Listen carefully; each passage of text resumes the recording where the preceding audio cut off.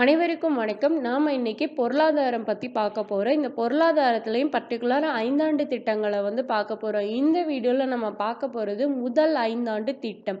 இந்த முதல் 5 ஆண்டு திட்டத்தோட காலம் என்னன்னா 1951 முதல் 1956 வரைக்கும் உள்ளதான் முதல் 5 ஆண்டு திட்டம். இந்த முதல் 5 ஆண்டு திட்டத்தோட மாதிரியை அறிமுகப்படுத்தியவர் யாரு அப்படின்னா ஹெரட் டோமர் அப்படின்றவங்க தான் அறிமுகப்படுத்தினாங்க. இந்த முதல் 5 ஆண்டு திட்டத்தின் முதன்மையான நோக்கம் என்ன அப்படின்னா வேளாண்மையில முன்னேற்றம் காண்பதுதான் இந்த திட்டத்தோட நோக்கமே. இந்த திட்டம் எந்த அளவுக்கு வளர்ச்சி பெற்றுச்சுன்னா 3.6% வளர்ச்சி பெற்றதோடு இந்த 5 ஆண்டு திட்டத்துல இவங்க நிர்ணயிச்சதை விட அதிக அளவுல சாதனை பண்ணி வெற்றி படைச்சிருக்கு. அப்போ முதல் 5 ஆண்டு திட்டம் நம்மளுக்கு வெற்றி தான்.